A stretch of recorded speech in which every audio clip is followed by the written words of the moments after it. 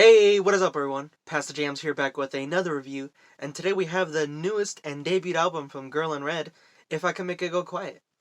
Girl in Red, I knew her from 2018. She had that popular single, If I Fell in Love on October. That was pretty nice. Didn't really keep up with her over these past years, and probably should have, but I thought she had already come out with an album, but apparently this is her debut album that just came out a week or two ago.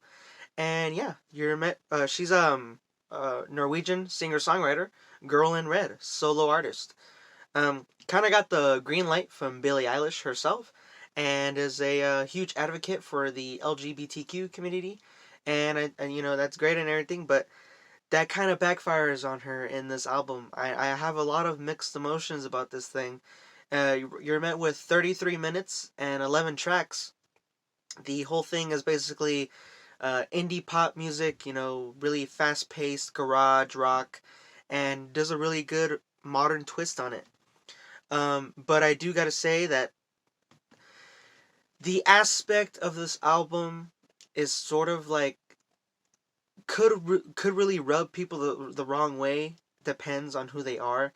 As I mean I don't want I gotta be careful with my words here, but I don't know if she's like discriminating certain people, but I don't know, like she tries to act confident in who she is, and that's great and everything. That's fine, but kind of seems a little weird in a way how she goes about it. I didn't listen to the lead up singles to this album, and probably should have. But the most controversial is "You Stupid B Word." I'm not gonna say that word. I think it's very derogative towards women, and yeah, it was very controversial. Like she is she's gay, and that's fine, but she's patronizing this other woman who's with a man because she's not with her, and she's kind of just make like very angry and not so a little bit aggressive as to, oh, you're just going to get hurt, and why are you with this person, be with me. Like, I understand that I've had friends who like other the same sex, and they're not interested in them, and that's very heartbreaking. I understand, but to get angry, like it's a very controversial song in my opinion. Probably one of, and it's sadly one of the worst because it just comes out so weird and pushing. Like she throws that at you in your face, and it's not so much of being pride. It's just like you have to you have to accept this, and whatever happens is going to be like my way. like like she wants her to be with her. She wants this woman to be with her just because she likes her, even without consideration if the woman is gay too. I don't know. That's all I'm gonna say about that track. I Like I said, it's very kind of strange, and given the fact that another song, "Horny Love Sickness," like it's just very surreal. Like I didn't expect this at all. Like the whole the couple tracks that are very sexual, and that very like not so derogatory, but just very off-putting. I didn't expect that at all. I'm still just confused by it. And don't even get me started with the second track, "Did You Come?" Like it's just so vulgar, I guess. And even if a man made this, I would still say the same thing. Um, I just don't. They're not necessarily the worst tracks I've heard. "You Stupid Bee," yes, it's one of the worst singles I've heard this year.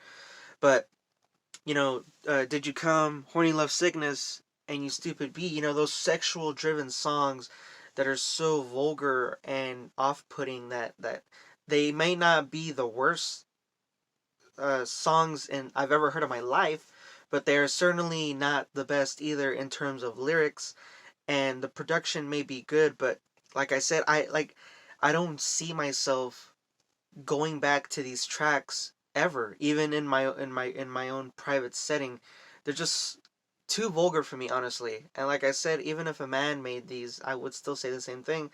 It's just so like, if you want to just talk about those things and in your music, um, the perfect band I could think about is Cigarettes After Sex. They do it good. They do it well. Like, they just keep it poetic and kind of romantic in a way. Not so not so in a way that's just off-putting. I guess is the only way I could put it. It's just kind of strange in a way how how the direction that she wants to go in, and the way that she's going to represent herself, and in terms of sexuality and stuff like that.